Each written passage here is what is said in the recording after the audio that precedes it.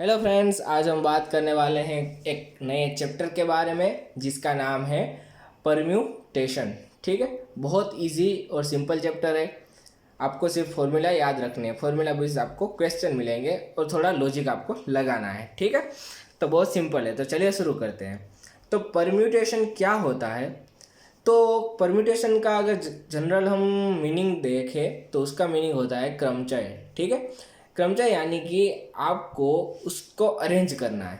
अगर मैं आपको एग्जांपल दूँ यहाँ पे, जैसे कि मैं यहाँ पे बात करूँ कि तीन लोगों को दो सीट में बैठाना है। ठीक है, ये है तो दो चेयर है यहाँ पे या सीट है। ठीक है, और तीन लोग हैं। अब तीन लोगों को हम दो सीट में कैसे बिठा सकते हैं? ठीक है, तो कितनी तरह से बिठा सकते हैं ये फाइंड आउट करने के लिए आपको करना पड़ेगा उसका परम्यूटेशन। ठीक है, उसके लिए है परम्यूटेशन। अब उसके थोड़े एग्जाम्पल भी हैं।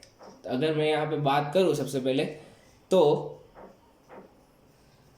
अगर हम यहाँ पे बात करें, आपके पास कोई ए काम करना है। ठीक है, तो आप उस ए काम को एम मेथड से कर सकते हैं। अगर आपके पास कोई एक बी काम है, उसको आप एन मेथड से कर सकते हैं। ठीक है, अगर मैं यहाँ पे ए के जैसे लूँ, अगर यहाँ पे अगर ए की बात करूँ तो आप समझ लीजिए कि आपको खड्डा खोदना है। ठीक है, तो आप एम तरीके से, यानी यहाँ पे दो हो सकते हैं, तीन हो सकते हैं, तो आप एम तरीके से खड्डा खोद सकते हैं।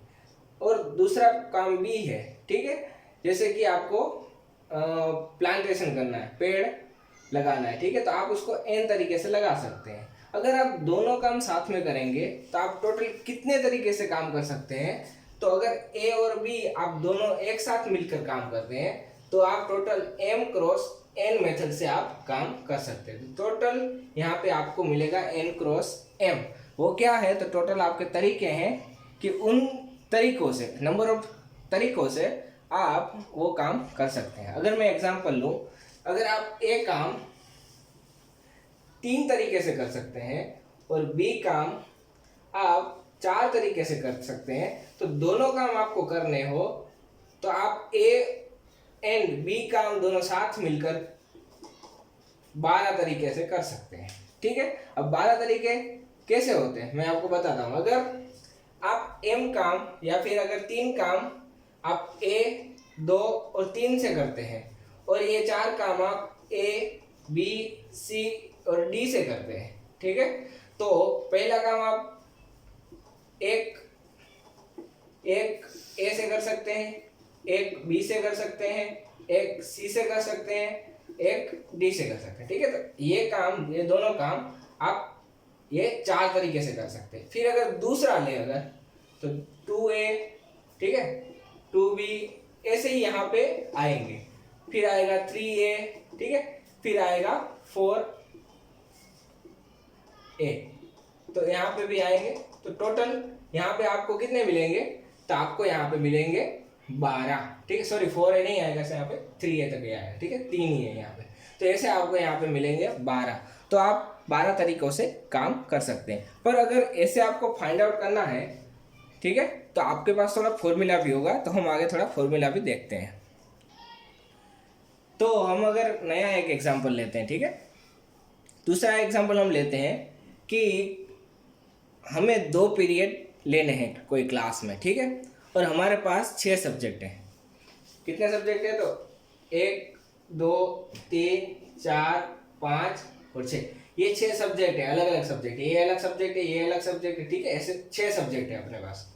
तो मुझे अगर 2 पीरियड लेने हैं तो मैं 2 पीरियड कितने तरीके से ले सकता हूँ? ठीक है, जैसे कि मैं अगर बात करूँ तो पहला मैं एक तरीके यहाँ पे 1 लिखता हूँ और दूसरा यहाँ पे 4 लिखता हूँ। तो ये एक पीरियड ले सकता हूँ मैं ऐसे, दोनों पीरियड ये मेथड से ले सकता हूँ। या फिर मैं पहला 1 लूँ, फिर तीसरा लूँ। ठीक है, ऐसे में तो ऐसे में कितने तरीके से ले सकता हूँ? तो ये फाइंड आउट करना हो तो आप कैसे कर सकते हैं? देखिए, अब सिंपल है। सबसे पहले आप देखिए, 2 पीरियड आपको लेने हैं। ठीक है, तो 2 पीरियड लेने हैं, उसका मतलब है कि पहला पीरियड आप कितने तरीके से ले सकते हैं? तो पहला पीरियड आप 6 तरीके से ले सकते हैं, क्योंकि आपके पास 6 सब्जेक्ट है। तो पहला तो आप 6 में से कोई भी ले सकते हैं, तो आप यहाँ पे 6 ले सकते हैं। ठीक है, फिर दूसरा, अब पहला तो यहाँ पे 1 आ गया, ठीक है। तो आपने यहाँ पे में थोड़ा कंफ्यूजन हो रहा है तो आप यहाँ पे ABCD कर दीजिए, ठीक है। ये सब्जेक्ट है तो पहले मैं 6 में से ABCD में से कोई भी एक ले सकता हूँ, ठीक है। तो यहाँ पे 6 ले सकता हूँ। फिर बाद में अब यहाँ पे मैंने एक ले लिया तो यहाँ पे कितने बचेंगे दूसरे पीरियड में।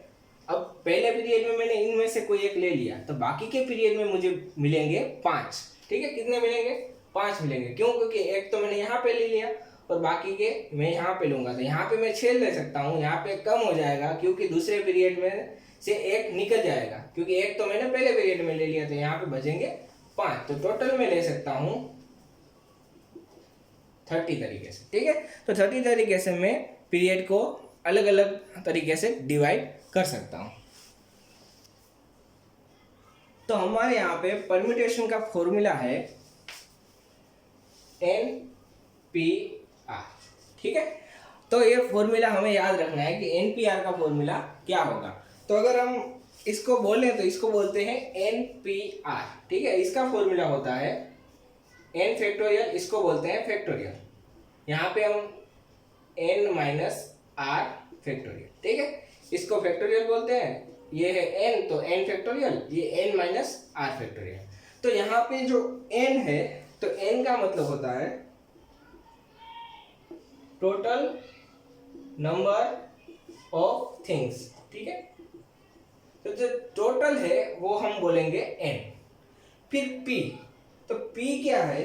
तो p है वो हम बोलते हैं परम्यूटेशन, ठीक है। फिर r, तो r क्या है? तो r है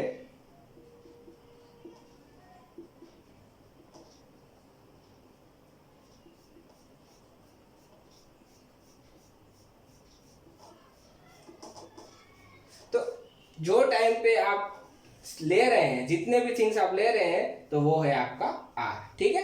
तो आपको ये 3 चीजें यहाँ पे याद रखनी है। अब एक चीज और बताता हूँ आपको। आप n फैक्टोरियल को, जैसे ये n फैक्टोरियल है, इसको आप ऐसे भी लिख सकते हैं, ठीक है। ये और ये सेम है तो आप कोई भी तरीके से यहाँ पे लिख सकते हैं। फिर दूसरा, अगर इसको लिखना है तो आप ऐसे लिख सकते हैं, ठीक है। पर जनरली हम ये यही यूज करते हैं, इसलिए यही आप याद रखिएगा। अगर हम थोड़ा उसमें आगे जाएं तो अगर आपको n फैक्टोरियल को अलग करना है तो आप कैसे कर सकते हैं? देखिए, अब n फैक्टोरियल को आपको अलग करना है, ये याद रखिए, ये आपको बहुत काम आएगा। सबसे पहले अलग करना है तो आप कैसे लिख सकते हैं इसको? सबसे पहले लिखिए n, क्योंकि यहाँ पे n है। फिर n माइनस 1, उसमें से एक माइनस कर दीजिए तो यहाँ पे आ जाएगा फैक्टोरियल। अब इसको और आगे ले जाना है तो क्या करिए? n माइनस 1 तो था तो n माइनस 2 कर दीजिए और फैक्टोरियल। तो ये चलता ही जाएगा, चलता ही जाएगा। जैसे अगर मैं यहाँ पे बात करूं, आपको अगर 6 फैक्टोरियल दिया है तो 6 फैक्टोरियल को आप कैसे लिख सकते हैं? तो पहले तो लिखिए 6, यहाँ पे आपने n लिखा था तो पहले लिखिए 6 मल्टीप्लाई, उसमें से एक माइनस कीजिए 5 मल्टीप्लाई, एक माइनस कीजिए 4, एक माइनस कीजिए 3, एक माइनस कीजिए 2, एक माइनस कीजिए 1, लास्ट में 0 नहीं आता। क्यों? वो मैं आपको बाद में बताऊंगा, ठीक है। तो हम लास्ट एक तक हम कर सकते हैं। तो वैसे अगर ऐसी कोई सीरीज हुई तो इसको तो हम लेके ही जा सकते हैं एंड तक, तो इसका कोई अंत नहीं आएगा, ठीक है आपको। तो आप n-3 n-4 जितना ले जा सकते हैं उतना आप ले जा सकते हैं, ठीक है। फिर अगर इसका भी हमें करना हो तो इसका कैसे कर सकते हैं? देखिए, अगर आपको n-r दिया हो फैक्टोरियल तो आप इसको ऐसे लिख सकते हैं। सबसे पहले n-r, फिर एक माइनस कीजिए n-r-1, ठीक है। तो उसमें से माइनस करते जाइए। पर माइनस किस में से करना है? सर आगे वाले में से माइनस करना है। जैसे कि ये हमने लिखा तो आगे वाले में से एक माइनस किया। अब दूसरा लिखेंगे तो आगे वाले में से माइनस करेंगे। जैसे ये है तो उसमें से माइनस करना है, ठीक है। तो ऐसे माइनस करते जाना है तो आपको पूरी एक चेन आपको यहाँ पे मिलेगी। हमने आगे फैक्टोरियल देखे, ठीक है। n फैक्टोरियल को अगर हमें क्या करना है, अलग करना है तो हमने देखा। पर अगर मैं एक और बात करूं तो फैक्टोरियल सिर्फ हम पॉजिटिव इंटीजर्स के लिए ही डिफाइन कर सकते हैं, तो ये आप याद रखिएगा, ठीक है। फिर हम थोड़े आगे लेते हैं। तो हम देखते हैं नोट्स। ये बहुत इंपॉर्टेंट है, आप इसको याद रखिएगा। तो पहला है जीरो फैक्टोरियल। अगर आपको जीरो फैक्टोरियल दिया है तो उसका मतलब होता है 1, ठीक है। तो हमने आगे भी देखा था, अगर 3 फैक्टोरियल है तो उसका होता है 3, 2, 1 और जीरो फैक्टोरियल तक हम कर सकते हैं, जीरो से आगे नहीं जाएगा। तो जीरो फैक्टोरियल का होता है 1, इसलिए हम क्या करते हैं, तो 3 फैक्टोरियल को सिर्फ 1 तक ही लिखते हैं, ठीक है। फिर दूसरा, अगर आपको 1 फैक्टोरियल लिया है तो उसका भी मतलब होता है 1, क्योंकि 1 के आगे 0 आएगा, ठीक है, तो उसका आएगा 1। अगर आपको यहाँ पे तीसरा में अगर बोलूं तो n फैक्टोरियल का हमने देखा। अगर n फैक्टोरियल तो आप क्या कर सकते, सबसे पहले n लिखिए, जितना तक आपको करना है उतना ही करना है। n-1 फैक्टोरियल, अब आगे जाना है तो उसमें से आप माइनस कर सकते हैं। फिर 2n फैक्टोरियल,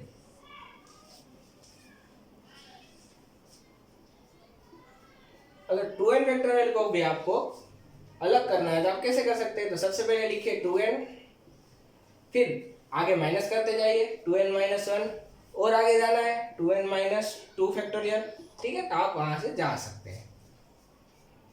वैसे ही 3n दिया हो आपको तो आप यहाँ क्या कर सकते हैं, 3n लिखिए, 3n-1 लिखिए, 3n-2 लिखिए, ठीक है, जहां तक आपको जाना है। तो ऐसे ही आप सबका यहाँ आप फैक्टोरियल ले सकते हैं। सॉरी, यहाँ पे फैक्टोरियल आएगा, ठीक है, तो आप इस सब का फैक्टोरियल ले सकते हैं। तो ये नोट्स है तो आपको बहुत काम आएगी। तो हम थोड़े यहाँ पे पॉइंट्स याद रखेंगे। सबसे पहला पॉइंट है, अगर आपके पास n नंबर ऑफ थिंग्स है, उसमें से आप n सिलेक्ट कर रहे हैं, ठीक है। जैसे कि अगर मैं यहाँ पे बात करूँ तो आपके पास total n number of things है, ठीक है। n नंबर यानी कि अगर मैं बोलूँ तो a b c d ऐसे करते करते आपके पास n है, ठीक है, ऐसे n है आपके पास। अब इसको आपको इसमें से आप क्या कर रहे हैं, तो n को सिलेक्ट कर रहे हैं। यानी अगर मैं बात करूँ तो यहाँ पहले हम क्या करते थे, तो अगर हमारे पास a b और c है और हमारे पास 2 ही जगह है तो हम क्या करते थे, 3 में से 2 को सिलेक्ट करेंगे। पर अगर यहाँ पे बात करूँ तो हमारे पास n है टोटल, तो उसमें से अगर हम n सिलेक्ट करें, यानी कि अगर n p n, ठीक है, n में से n सिलेक्ट करें तो यहाँ पे आएगा 1, सॉरी यहाँ पे आएगा n, ठीक है। अब कैसे आता है, तो आपको फॉर्मूला पता है, इसका फॉर्मूला होता है n factorial divided by n minus r factorial. अब r क्या है, तो r है यहाँ पे n, तो आप लिख सकते हैं n factorial divided by n minus n factorial. अब n माइनस n क्या होता है, तो 0 होता है, तो यहाँ पे आएगा 0 फैक्टोरियल, तो 0 फैक्टोरियल होता है 1, ठीक है, तो n फैक्टोरियल डिवाइडेड बाय 1, सो यहाँ पे आएगा n फैक्टोरियल, ठीक है। तो ये होगा आपका पहला पॉइंट। फिर अगर हम दूसरे पॉइंट के बारे में बात करें तो दूसरा पॉइंट है कि अगर आपके पास n नंबर ऑफ थिंग्स है, ठीक है, कितने नंबर है, n नंबर ऑफ है, तो अगर मैं यहाँ पे लिखूं तो 1 2 3 ऐसे करके आपके पास n नंबर ऑफ थिंग्स है। अब n में से, ठीक है, याद रखिएगा, n में से अगर मैं r सिलेक्ट करता हूँ, कितनी सिलेक्ट करता हूँ, तो r थिंग्स, तो total n number of things है, उसमें से मैं r सिलेक्ट कर रहा हूँ। पर एक कंडीशन है यहाँ पे, तो यहाँ पे क्या कंडीशन है कि q नंबर ऑफ थिंग्स है, ये q नंबर ऑफ थिंग्स है, तो वो आपको पर्टिकुलर लेनी ही है, ठीक है, आप उसको मना नहीं कर सकते, इसको आपको लेना ही है। अगर मैं यहाँ पे एग्जांपल लूँ तो यहाँ पे a b c और d सब्जेक्ट है, टोटल 4 सब्जेक्ट आपको दिए हुए हैं। अब 4 सब्जेक्ट में से मुझे 3 सब्जेक्ट सिलेक्ट करने हैं। जैसे कि अगर मैं बात करूँ तो टोटल यहाँ पे 4 सब्जेक्ट है, ये होगा हमारा n, तो उसमें से मुझे कितने लेने हैं, तो मुझे लेने हैं 3, तो 3 सब्जेक्ट मुझे लेने हैं, वो होगा r, ठीक है। यहाँ पे n कितने हैं, टोटल 4 है, r कितने हैं 3, तो 4 में से मुझे 3 लेने हैं।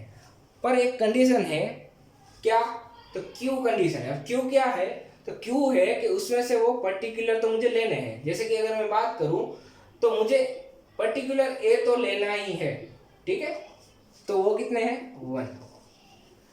फिर से एक बार समझाता हूँ, मेरे पास टोटल 4 सब्जेक्ट हैं, ठीक है, तो n होगा 4। अब उसमें से मुझे 3 सिलेक्ट करने हैं, तो r होगा 3, पर उसमें से a तो आना ही चाहिए, a को मैं नेगलेक्ट नहीं कर सकता। जो मैं सिलेक्ट कर रहा हूँ उसमें a तो आना ही चाहिए। उसका मतलब क्या हुआ, तो टोटल अपने पास कितने होंगे अब सिलेक्ट करने के लिए, तो अब 3 ही बचे, क्योंकि a तो आएगा तो 3 ही बाकी बचते हैं, तो मुझे 3 में से सिलेक्ट करने हैं, ठीक है।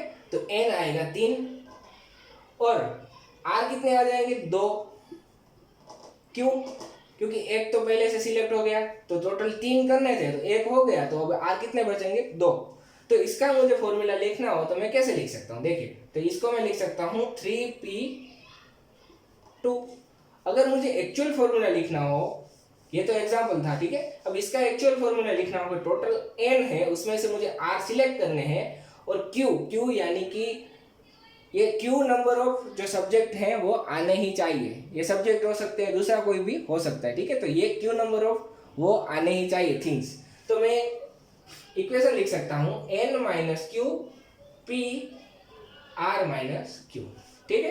तो n minus Q p r minus Q. अब n माइनस क्यू क्यों, क्योंकि टोटल में से मैं q निकाल दूंगा, क्योंकि वो तो मुझे लेने ही है, और r में से भी q निकाल दूंगा। क्यों, क्योंकि उतना तो वो सिलेक्ट हो गए। इसमें से अगर 3 ले लूंगा तो यहाँ पे 3 लिखूंगा, n माइनस 3 और r माइनस 3, ठीक है। अभी हम थोड़ा इसको एग्जाम्पल में ज़्यादा समझेंगे। जैसे ही हमने पॉइंट नंबर 2 में देखा था, क्या देखा था, तो पॉइंट नंबर 2 में हमने देखा था कि n टोटल सब्जेक्ट है, उसमें से r सिलेक्ट करने हैं, और q पर्टिकुलर है जो हमें लेने ही है, ठीक है, इसको हम नेगलेक्ट नहीं कर सकते, q तो हमें लेना है। तो हमें फॉर्मूला मिला था n minus Q P R minus Q, ठीक है। ये q क्या था कि जो हमें लेने ही है पर्टिकुलर, ठीक है, मस्ट लेने हैं हमको, और n टोटल थे और r हमें सिलेक्ट करने थे। अब अगर हम तीसरे पॉइंट के बारे में बात करें, तो टोटल n है हमारे पास, ठीक है, n थिंग्स है हमारे पास। अब n में से हमें कितने सिलेक्ट करने हैं, तो r हमें सिलेक्ट करने हैं, पर उसमें से अगर मैं बात करूं तो q, अब यहाँ पे अगर आपको ऐसा दिया है कि q नंबर ऑफ थिंग्स ऐसी है जो हमें लेनी ही नहीं है, यानी नहीं लेनी हमें, तो हम इसका फॉर्मूला कैसे लिख सकते हैं, तो इसका फॉर्मूला होगा n minus Q P R. अब ये क्यों, यहाँ पे क्यों नहीं हुआ माइनस, क्योंकि हमें क्यू तो लेनी ही नहीं है, तो वो कहाँ से निकल जाएगी, तो मेन में से ही निकल जाएगी। तो अगर मैं एग्जांपल लूँ तो आपके पास टोटल 4 सब्जेक्ट हैं यहाँ पे, और आपको सिर्फ 2 ही सब्जेक्ट सिलेक्ट करने हैं, ठीक है। टोटल कितने हैं 4, तो n is equal to 4। Select कितने करने हैं आपको, तो 2, तो 2 इज इक्वल टू r होगा, 2 सिलेक्ट करने हैं। अब मैं यहाँ पे बात करूँ तो आपको d सब्जेक्ट नहीं लेना, ऐसा बोला है। q इज इक्वल टू यहाँ पे होगा 1, क्यों, क्योंकि आपको एक सब्जेक्ट नहीं लेना, तो समझ लीजिए कि आपको d नहीं लेना, ठीक है। यहाँ पे ऐसा बोला है कि आपको एक सब्जेक्ट उसमें से लेना ही नहीं है, तो वो सब्जेक्ट समझ लीजिए d है, तो आपको ये वाला नहीं लेना। तो यहाँ पे q आएगा 1, तो ये फॉर्मूले में पुट कर दीजिए, तो 3p2। 3p2 इसलिए आया क्योंकि हमें 2 तो सिलेक्ट करने हैं, उसमें हम चेंज नहीं कर सकते, पर हमें 4 में से एक तो लेना ही नहीं है, तो अपने पास चॉइस करने के लिए बचे सिर्फ 3, तो 3p2, यानी कि ये फॉर्मूले में हम पुट कर देते हैं, तो हमें यहाँ पे तीसरा पॉइंट भी मिल जाता है। अपने पास फोर्थ पॉइंट है अपने पास, कि अगर आपको ऐसा कुछ दिया है, जैसे कि आपको 3 लोगों को, देखे यहाँ पे अगर मैं बात करूँ 3 लोगों को, तो यानी ए बी सी को अगर आपको 3 सीट पे बिठाना है, तो टोटल कितने तरीके से बिठा सकते हैं, तो 3 लोग हैं और 3 सीट है, यानी कि यहाँ पे आएगा 3p3, तो उसका होगा यहाँ पे 3 फैक्टोरियल, ठीक है। ऐसे ही अगर आपके पास 4 लोग हैं और 4 सीट है, तो आएगा 4 फैक्टोरियल, ठीक है। तो आपको ये तो पता चल गया। अब अगर मैं यहाँ पे बात करूँ, तो अगर आपको ऐसा बोला है कि आपको कोई एक वर्ड है, जैसे कि यहाँ पे मैं एग्जांपल लेता हूँ एरो, या फिर मैं सिंपल लेता हूँ रो। अब रो जो है उसको मुझे 3 जगह पे बिठा के डिफरेंट वर्ड क्रिएट करने हैं, ठीक है। तो डिफरेंट वर्ड क्रिएट करने हैं तो मुझे 3 में से लेके 3 जगह बिठाने हैं, यानी कि टोटल है अपने पास 3, उसमें से मुझे 3 जगह पे लेने हैं। तो कितने लेने पड़ेंगे, जगह 3 है तो 3 ही सिलेक्ट करने पड़ेंगे। तो यहाँ पे आर आएगा 3, तो यहाँ पे मुझे मिलेगा 3 फैक्टोरियल। ठीक है, तो टोटल में बिठा सकता हूँ 3 फैक्टोरियल, यानी कि मैं 3 इंटू 2 यानी 1, यानी कि मैं 6 तरीके से टोटल में बना सकता हूँ। ठीक है, अब कैसे बना सकता हूँ मैं अगर आपको बताऊँ तो देखिए, सबसे पहले आप बना सकते हैं आर ओ डब्ल्यू, फिर आएगा आर डब्ल्यू ओ, फिर ओ आर डब्ल्यू, फिर ओ डब्ल्यू आर, फिर डब्ल्यू आर ओ और डब्ल्यू ओ आर। ठीक है, ऐसे 6 आप वर्ड बना सकते हैं। तो वैसे ही अगर मैं यहाँ पे बात करूँ तो आपको अगर यहाँ पे एरो दिया है, अगर आपको यहाँ पे एरो दिया है तो आपको अगर इसको अरेंजमेंट करके डिफरेंट वर्ड बनाने हैं तो आप कैसे बना सकते हैं। तो टोटल कितने दिए हैं आपको, 1 2 3 4 5, तो टोटल आपको 5 दिए हैं। तो 5 में से आप कितने जगह पे बनाएंगे, मतलब 5 जगह पे आप बिठाएंगे ना, अलग अलग आपको वर्ड बनाने, इसलिए आप 5 जगह पे बिठाएंगे। तो टोटल 5 में से आप कितने सिलेक्ट करेंगे 5 जगह पे बिठाने के लिए, तो 5 आपके पास वर्ड है और 5 जगह पे बिठाने हैं तो आप 5 ही सिलेक्ट करेंगे। तो 5 पे 5 इज इक्वल टू आएगा 5 फैक्टोरियल। पर ये थोड़ा गलत है, क्यों, क्योंकि अगर आप ये आर आगे लगते हैं, यहाँ पे लिखते हैं, ठीक है, और ये आर आप पीछे लिखते हैं। अब दूसरी बात, अगर आप ये आर आगे लिखते हैं, ये वाला आर आगे लिखते हैं और ये वाला आर पीछे लिखते हैं, तो वर्ड तो एक ही बनेगा ना। यहाँ पे जैसे कि मैं बात करूँ तो यहाँ पे पीछे तो ए ओ डब्ल्यू है, ठीक है। अब ये वाला आर आप पहले लिख रहे हो यहाँ पे और ये वाला आर बाद में लिख रहे हो, फिर दूसरे वर्ड में ये वाला आर आप यहाँ पे लिख रहे हो, ये वाला आप पीछे लिख रहे हो, तो वर्ड तो एक ही बना।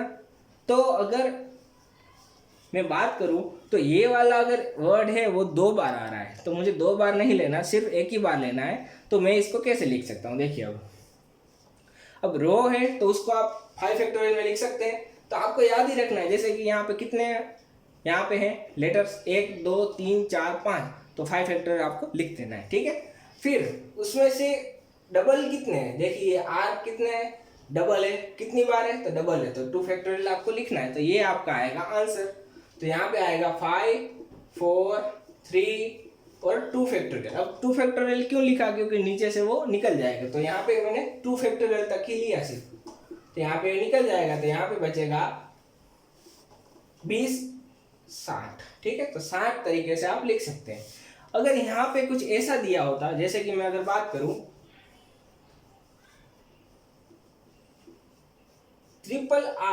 RROW ऐसा कुछ दिया होता तो आप कैसे लिख सकते हैं। देखिए टोटल कितने हैं, 1 2 3 4 5 6 7, तो 7 फैक्टोरियल। अब नीचे तो यहाँ देखिए आर कितनी बार है, तो 3 बार है, तो यहाँ पे आएगा 3 फैक्टोरियल मल्टीप्लाई। ओ कितनी बार है यहाँ पे, तो 2 बार, तो यहाँ पे आएगा 2 फैक्टोरियल। ठीक है, फिर आपको अगर इसको सिंप्लीफाई करोगे तो आपको मिलेगा 7 into 6 into 5 into 4 into 3 factorial, और नीचे बचेगा आपका 3 फैक्टोरियल, क्योंकि ये निकल जाएगा, और 2 इंटू 1। ठीक है, ये आएगा इसका। तो इसको अगर आप निकालोगे तो आपको यहाँ पे मिलेगा, अगर इसका आप जो भी करें तो आपको लास्ट में आंसर यहाँ पे मिल जाएगा। ठीक है, तो आपको ऐसे सम हो तो आपको ऐसे करना है। तो लास्ट अपना पॉइंट है पॉइंट नंबर 5। ठीक है, अब इसमें क्या करना है, देखिए अब ये एग्जांपल उसलिए है, यहाँ पे मैं बोल सकता हूँ कि अगर मैं कोई n थिंग्स है वो मुझे सबको देनी है, मैं एग्जांपल से ही समझाता हूँ तो आपको इजी रहेगा। टोटल मेरे पास n थिंग्स है, ठीक है, और यहाँ पे अगर मैं बात करूँ टोटल r सिलेक्शन आप कर सकते हैं, 3 सिलेक्शन आप कर सकते हैं। तो मुझे अगर n को यहाँ पे बिठाना है, n को यहाँ पे बिठाना है, n को यहाँ पे बिठाना है, तो टोटल में n⁻r तरीके से बिठा सकता हूँ। ये मुझे लगता है आपको कंफ्यूजन हो रहा है, मैं और एक एग्जांपल लेता हूँ। ठीक है, तो मैं यहाँ पे बोलता हूँ कि यहाँ पे आपके पास 4 चिट्ठियाँ हैं। ठीक है, टोटल n नंबर ऑफ 4, तो आपके पास कितनी चिट्ठियाँ हैं, 4 चिट्ठियाँ हैं, तो टोटल n कितने हैं, 4 हैं। अब 4 चिट्ठियों को आपको 3 जगह पे पहुंचाना है, ठीक है। तो आप 1, 2 और 3 जगह है आपके पास, ठीक है। अब 4 चिट्ठियों को 3 जगह पहुंचाना है, तो आप कैसे पहुंचा सकते हैं? तो यहाँ पे 1 नंबर पे आप 4 चिट्ठियां भेज सकते हैं, 2 नंबर पे भी आप 4 चिट्ठियां भेज सकते हैं, और 3 नंबर पे भी आप 4 चिट्ठियां भेज सकते हैं, ठीक है। तो टोटल कितने होंगे यहाँ पे? तो 1 नंबर पे 4 चिट्ठियां भेजी, यहाँ पे भी 4 चिट्ठियां भेजी, यहाँ पे भी 4 चिट्ठियां भेजी। तो कितने तरीके से आप भेज सकते हैं? जैसे कि पहली मैंने यहाँ भेजी, बाकी की मैंने यहाँ पे भेजी, ऐसा भी मैं कर सकता हूँ, ठीक है। तो टोटल नंबर ऑफ चिट्ठियाँ यहाँ पे कितनी होगी? अगर मैं मेथड काउंट करूँ तो टोटल आपको यहाँ पे मिलेगा n⁻r, यानी कि यहाँ पे आपको मिलेगा 4⁻3। तो आपको यहाँ पे जो मिलेगा वो आपका होगा आंसर, ठीक है। तो आप अगर ऐसे आपके पास है एग्जाम्पल कि उसमें आपको ऐसा दिया है कि आपके पास अगर 4 चिट्ठी है और वो 3 जगह पे पहुंचानी है, तो आप इसको ऐसे सोल्व कर सकते हैं, ठीक है। अगर ये आपको ऐसा चिट्ठियों वाला नहीं दिया, अगर कुछ दूसरा एग्जाम्पल दिया है, जैसे कि अगर मैं बात करूं तो आपको डिलीवरी पहुंचानी है, ठीक है। तो डिलीवरी आपको 4 डिलीवरी पहुंचानी है, कोई भी एक जगह पे आप 4 और 4 पहुंचा सकते हैं, ठीक है। यहाँ पे भी आप 4 पहुंचा सकते हैं, यहाँ पे भी 4 पहुंचा सकते हैं, यहाँ पे भी 4 पहुंचा सकते हैं। अब यहाँ पे 1 भी पहुंचा सकते हैं, यहाँ पे 1 और यहाँ पे 2 भी पहुंचा सकते हैं, ठीक है। अब ऐसा कोई आपको एग्जांपल दिया है तो आपको total number of delivery find करनी हो, कितनी तरीके से आप कर सकते हैं। तो आपको कुछ नहीं करना, n⁻r कर देना है, ठीक है। तो n अपना जितना होगा, यानी कि जो भी आपको भेजना है, और r क्या होगा कि कितनी जगह है, कहाँ पे भेजना है, कितनी जगह है, तो वो आपका आएगा ऊपर रेस्ट टू में आएगा, ठीक है। तो आपको जो मिलेगा आंसर वो ही आपका आंसर होगा। तो ये बहुत सिंपल से थे, आप इसको याद रखिएगा, इसको हम एग्जाम्पल में यूज़ करेंगे। So thank you for watching.